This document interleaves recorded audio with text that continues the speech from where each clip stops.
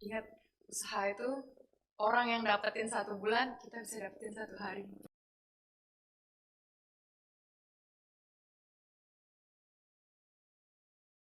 Om Swastiastu.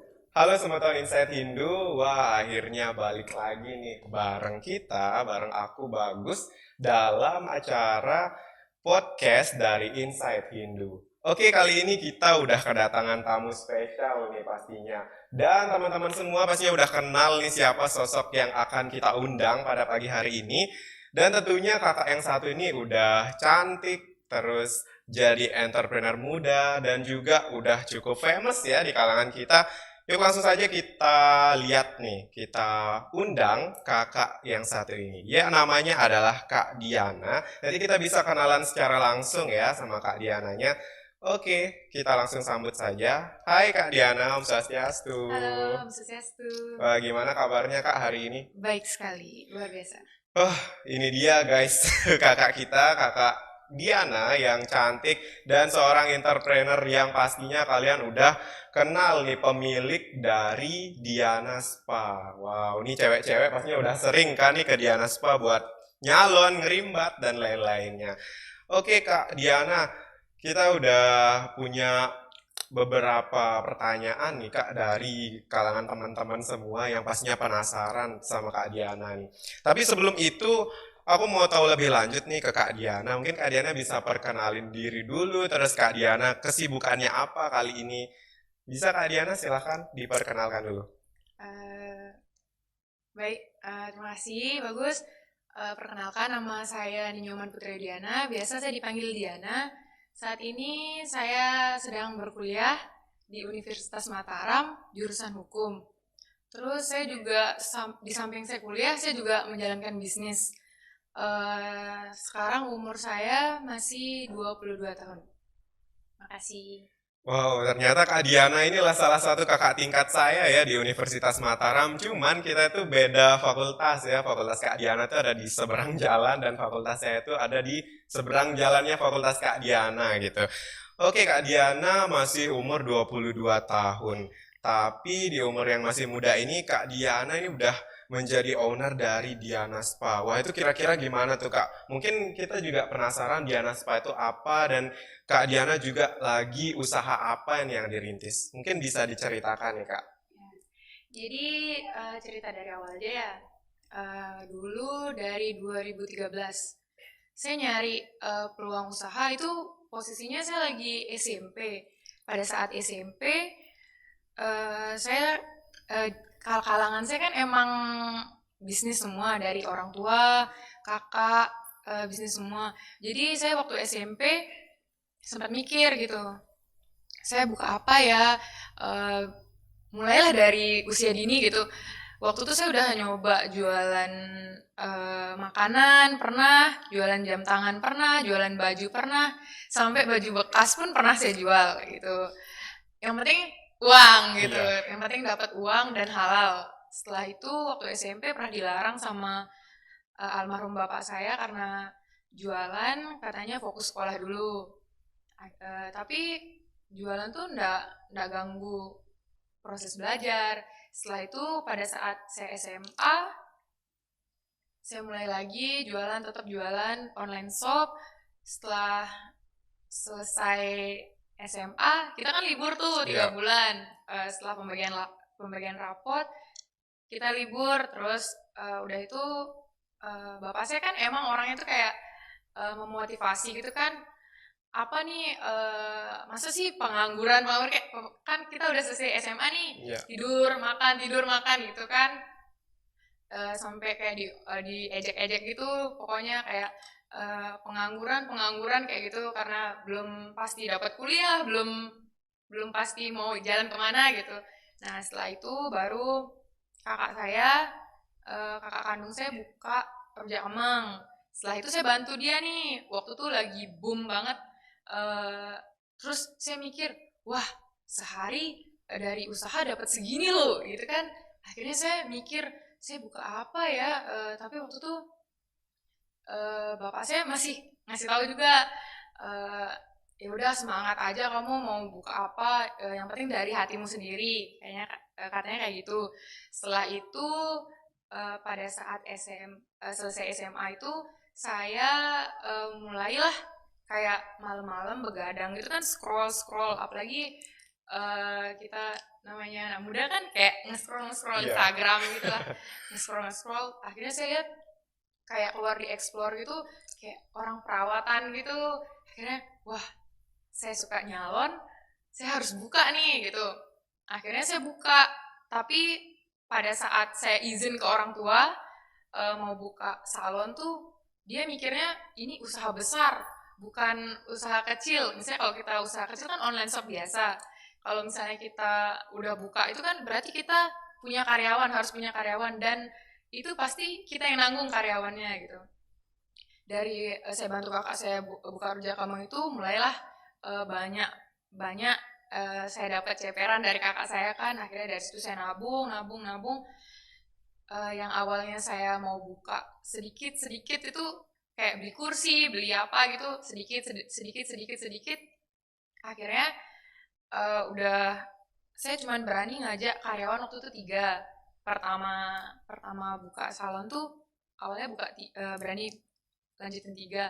Akhirnya setelah jalan saya kena usahanya terus pokoknya jalan, ada kendalanya juga mungkin nanti saya jelasin lebih lanjutnya. Terus setelah itu hingga sampai sekarang dah. Jadi salon tuh udah berjalan 3 tahun. Oke, berarti dari pengalaman Kak Diana nih, Kak Diana memulai bisnisnya karena Kak Diana juga berlatar belakang dari keluarga yang pengusaha atau pembisnis juga ya Kak ya. Dan juga waktu itu Kakak termotivasi nih karena sering diajak pengangguran, terus kerjaannya makan tidur aja gitu setelah lulus SMA.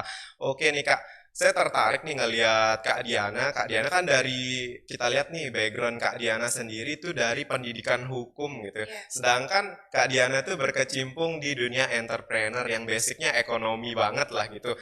Kok bisa gitu Kak Diana terinspirasi untuk terjun ke bidang entrepreneur itu Kak? Mungkin bisa diceritakan juga. Ya, jadi mungkin seperti yang Bapak saya pernah bilang, saya tuh pertama awal mau kuliah itu saya bimbang mau ngambil ekonomi atau hukum, tapi bapak saya bilang kalau kamu mau belajar bisnis itu nggak perlu hanya dari teori. Mungkin yang saya sampaikan ini juga bukan pure dari teori bisnis gitu, yang saya ceritain sekarang ini dari pengalaman saya pribadi gitu.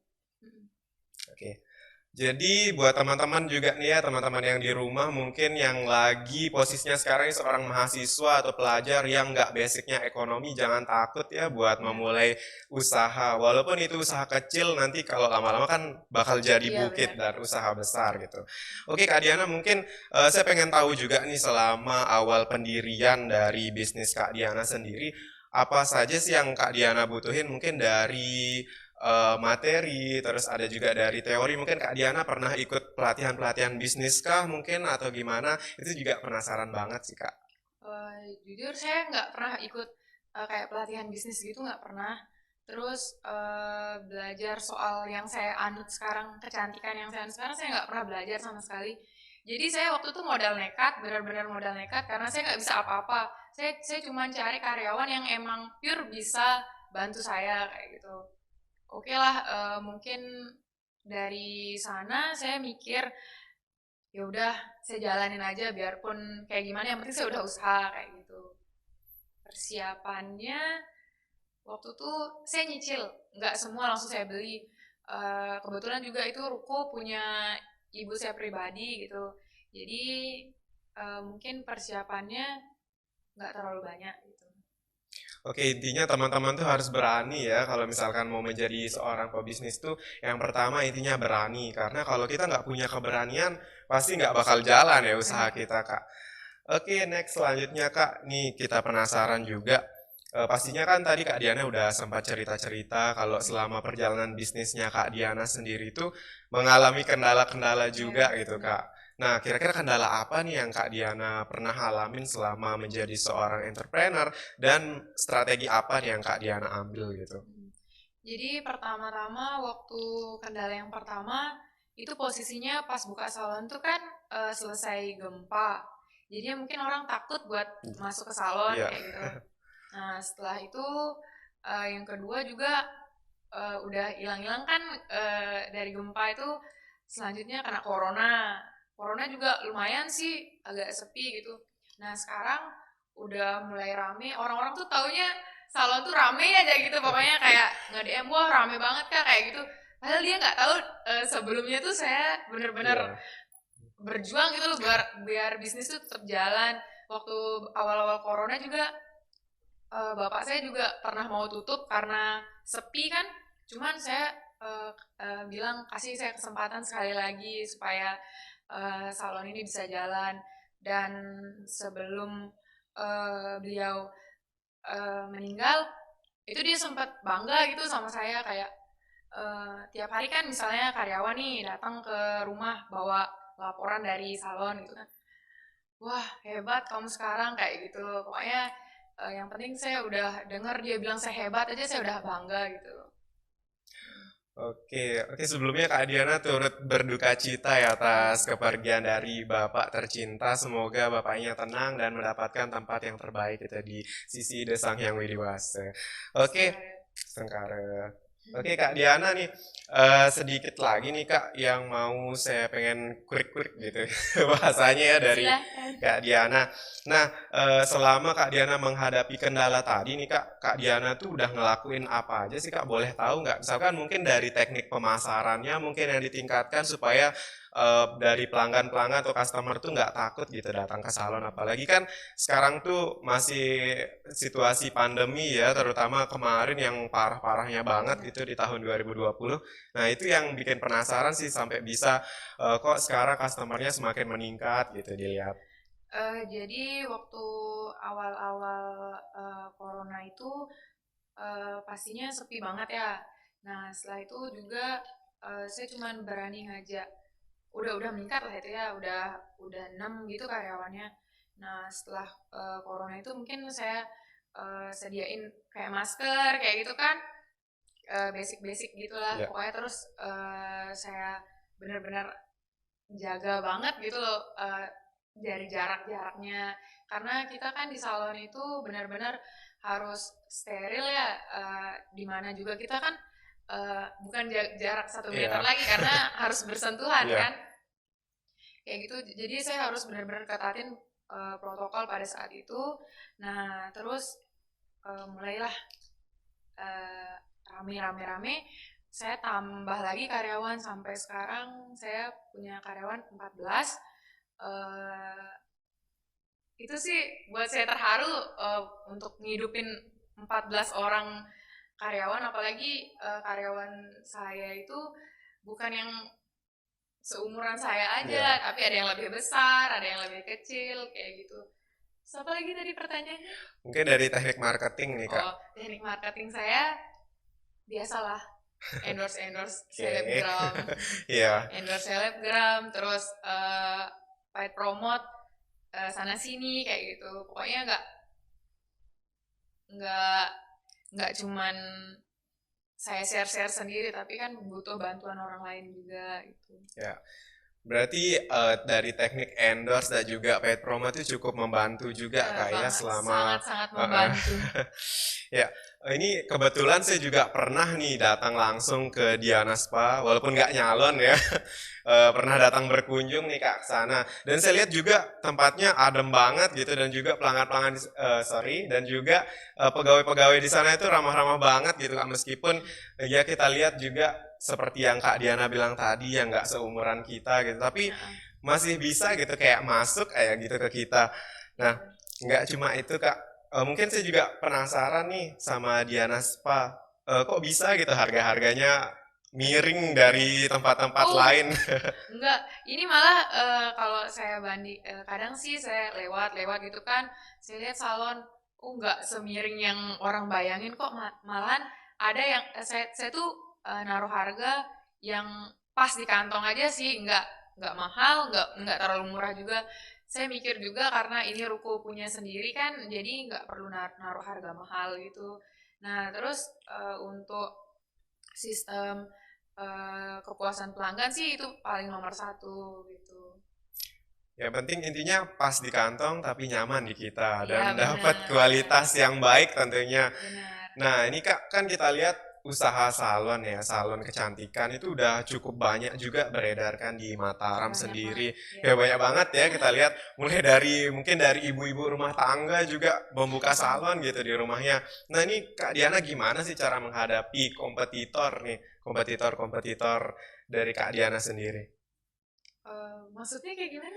Gimana nih caranya Kak Diana menghadapi pesaing-pesaingnya Kak Diana? Mungkin pesaing Kak Diana tuh naruh harga yang lebih murah mungkin atau gimana gitu.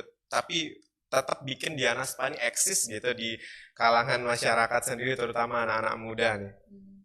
Jadi enggak sih kalau pesaing saya nggak terlalu mikirin karena ini kan usaha sendiri jadi mikir-mikir untuk diri sendiri aja gitu.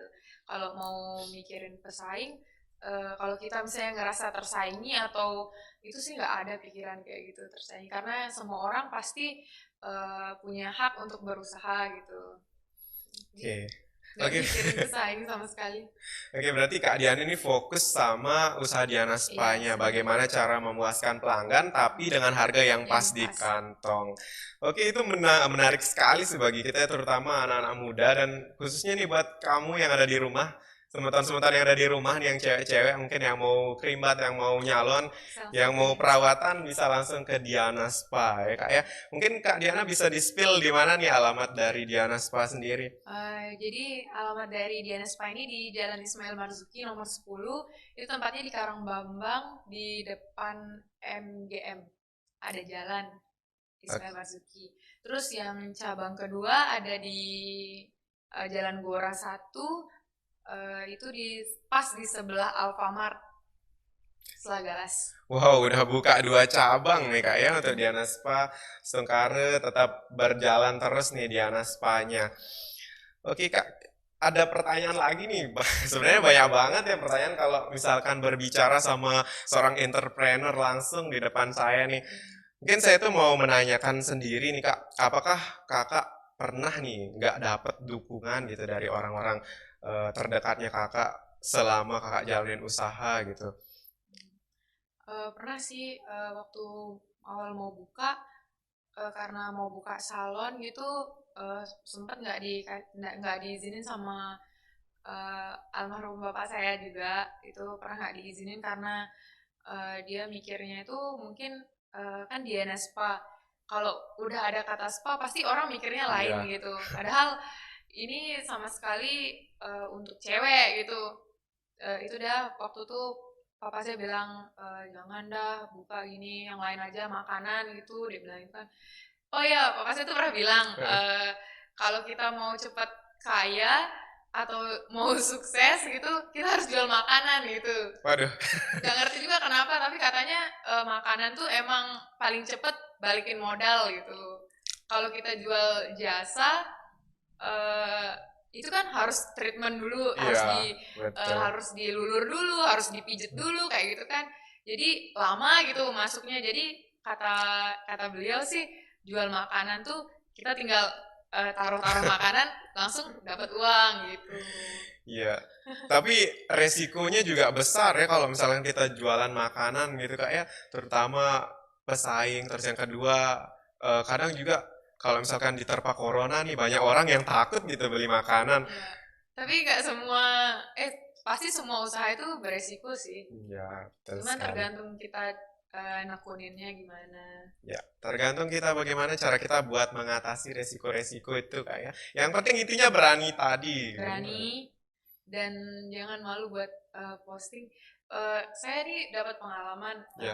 teman-teman kadang kan waktu saya masih baru-baru itu teman-teman tuh banyak yang ngechat kayak saya buka apa ya nanya-nanya kayak saya buka apa ya biar bisa buka usaha kayak gitu saya buka apa ya pokoknya dia sering nanya-nanya kayak gitu cuman dia tuh harus dari hatinya sendiri dia tuh sukanya apa gitu jangan sampai ada yang ini rame dia ikut buka gitu kan karena rezeki orang tuh beda-beda. Eh, Misalnya dia nih buka ini tapi nggak serak di hatinya gitu loh bener-bener nggak masuk gitu. Jadinya pasti bakalan amburadul ke depannya. Jadi pesan saya mungkin tanemin dulu dari diri sendiri gitu. Ya banyak, sebenarnya kita juga cukup banyak ngelihat ya di Mataram sendiri tuh banyak usaha-usaha yang menjamur kayak lebih ke arah ngelihat ini rame terus ikut buka gitu. Tapi Ya, ujung-ujungnya bakal sepi juga ya. ya benar. Karena di awal-awal aja yang rame tapi semakin lama semakin meredup terus akhirnya gulung tikar. Itu sih yang menjadi poin penting gitu buat kita sebagai calon entrepreneur kak ya. Benar. Jangan sampai kita sebagai entrepreneur tuh ikut-ikutan ya. Terus kak, nih kan kakak punya media sosial juga kan, media sosial dari Diana Spanya sendiri. Nah kira-kira tuh kak pernah diserang netizen nggak sih atau ada orang yang nggak suka gitu sama usaha kakak? Jadi kan jadi kan saya di sini buka usaha jasa.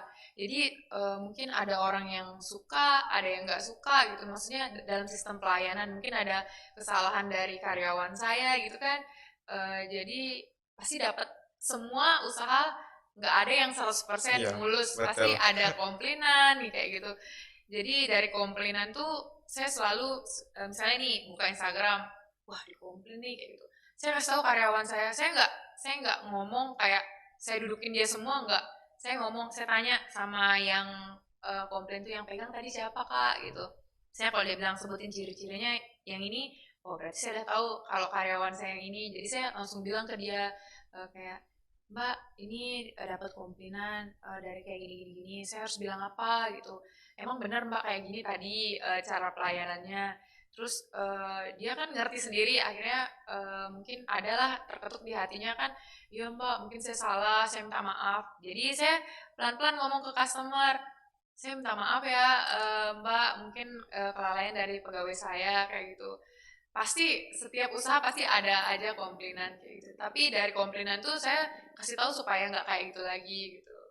Oke, begitu ya cara menangani sekaligus cara menangani komplain dari pelanggan kayak tetap harus dingin dan stay cool Benar. pastinya. Karena banyak juga nih seorang entrepreneur tuh tiba-tiba kalau dapat komplain dia tuh langsung auto naik Iya, darah gitu nggak marah, sih iya. ya? Apalagi sama Ah, pegawainya gitu. benar, saya juga punya admin itu yang apa namanya tuh ngejalanin apa sih namanya sosial Ya sosial medianya. media. Kadang kalau dia ngelihat yang kayak gitu-gitu dia marah gitu. Oh, Cuman saya kasih tahu nggak boleh kayak gitu. Ini dia cerita loh curahan hatinya ke kita. Dia tuh nggak puas sama sistem dari kita ini. Jadi kita harus kasih dia pengertian. Mungkin tadi lagi rame, maaf kalau misalnya ada kendala kayak gini, ada nggak dipegang kayak gini, kayak gitu. Nggak dipegang, maksudnya nggak dipegang bener-bener ya kayak dipijit lama mungkin, atau nggak dilulurin semaksimal mungkin gitu. wow, salut juga sih sama Kak Diana nih sebagai seorang owner tetap dingin gitu ya dalam menghadapi Harus. masalah, dalam menghadapi komplain gitu. Terutama di karyawan sendiri kayak harus mencari seluk-beluknya apa masalahnya gitu sampai bisa dikomplain, nggak langsung marah-marah gitu, Iya. der der der gitu. Mm-mm. Itu yang bikin karyawan juga Iya cukup bener. takut Mm-mm. gitu. Nah, Kak Diana, kira-kira nih saya mau nanya lagi. Aduh, sorry banyak Oke, pertanyaan. banyak-banyak nggak apa-apa.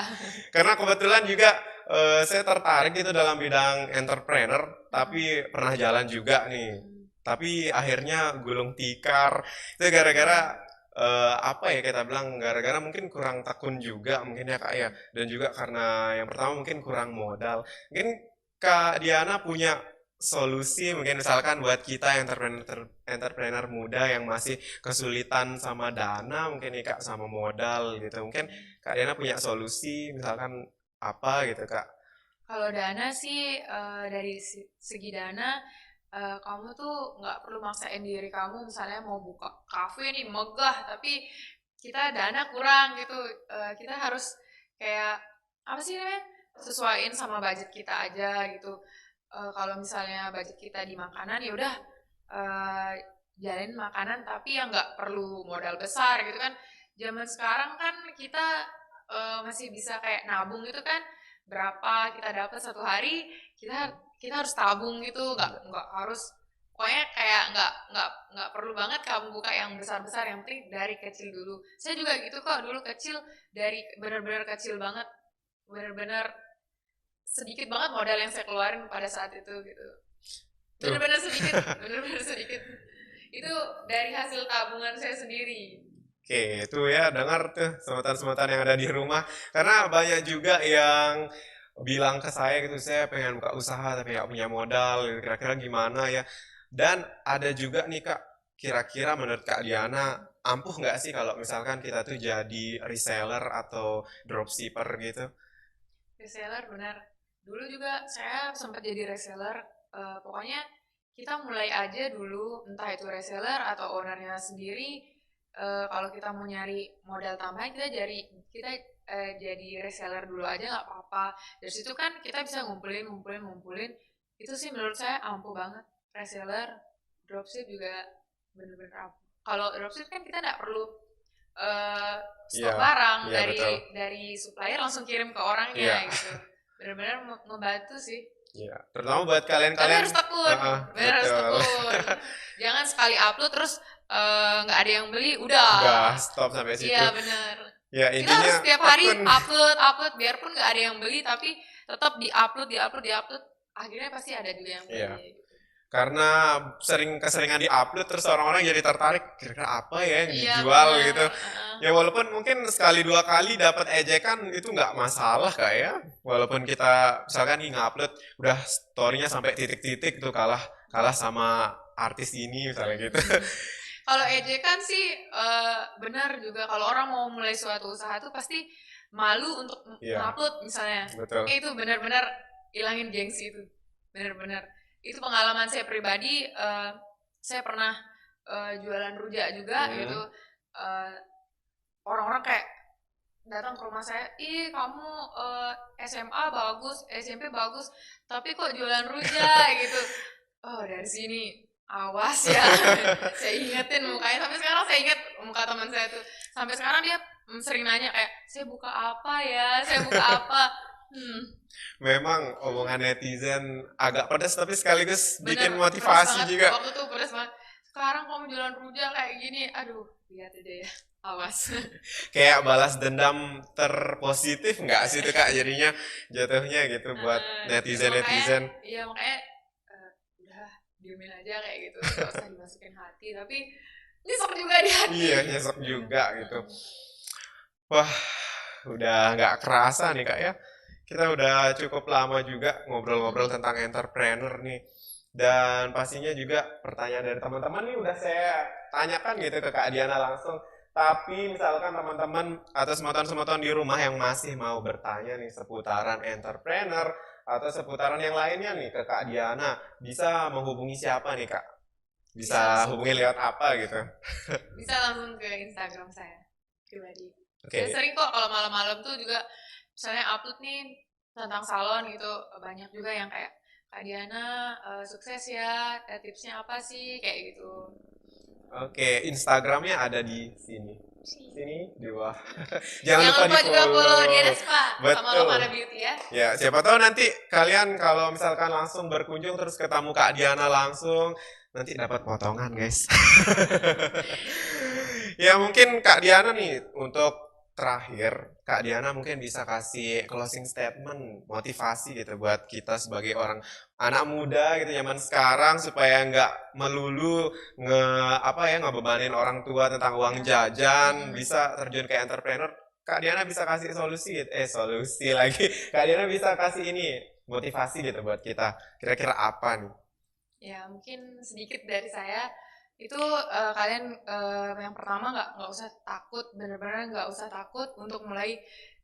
Kalau kata orang, kalau misalnya orang pintar sama orang cerdas tuh beda ya persepsinya. Kalau orang pintar mungkin dia mikirnya tuh, saya buka ini untungnya segini, mikirnya panjang gitu loh, jadinya nggak jadi-jadi. Kalau orang cerdas udah dapat ketemu langsung jalan kayak gitu. Itu yang pertama. Yang kedua, nggak usah gengsi, sekecil apapun usaha yang kamu jalanin, tetap tekunin, nggak usah gengsi buat upload story atau upload sana sini atau paid promote, endorse, nggak usah malu. Terus yang terakhir, ingat usaha itu orang yang dapetin 1 bulan, kita bisa dapetin 1 hari. Wow, keren banget. Tuh ya buat teman-teman tuh entrepreneurship tuh ya, terutama yang penting. Jadi seorang entrepreneur, orang gaji sebulan kita bisa dapat 1 hari. Dan juga teman-teman ingat lagi pesan dari Kak Diana tuh jadilah orang yang cerdas gitu. Iya. Cerdas dalam melihat, cerdas dalam berpikir juga. Apalagi seorang entrepreneur tuh harus benar-benar pintar memilih Kak ya. Iya. Harus pintar juga gitu menjadi seorang pemimpin yang baik seperti Kak Diana tadi gitu mencari titik terang kok bisa sih dikomplain gitu sama pelanggan dan mencari solusi yang benar-benar matang. Oke Kak Diana, mungkin sekian dulu nih dari percakapan kita hari ini. Sebenarnya mau ngobrol banyak sih Kak, tapi karena berhubung waktu juga durasi juga nih. Udah ngelayar, udah ngelayar. Ya kan Kak Diana juga orangnya cukup sibuk juga gitu kan Kak. Dan mungkin kita bisa ketemu lagi, berharapnya sih bisa ada yang sesi 2 Kak ya. Iya. Bisa ketemu yang season 2-nya gitu sama Kak Diana. Karena masih banyak, jujur masih banyak banget Kak kalau bertanya masalah entrepreneur tuh. Masih banyak banget yang pengen dibicarain gitu. Oke, mungkin sekian Kak Diana. Dan semua tahun di rumah, sekian ya yang bisa kita diskusikan pada pagi hari ini yang sangat cerah ini. Semoga ilmu-ilmu dari Kak Diana tuh bisa semua tahun ambil dan harapannya semua tahun bisa menjadi entrepreneur muda yang sukses seperti Kak Diana. Setungkare. Mungkin Kak Diana mohon maaf jika terdapat salah kata dari saya mungkin dan semua tahun kami langsung pamit nih. Kami tutup langsung dengan Parama Santi. Om Santi Santi Santi Om. Dah.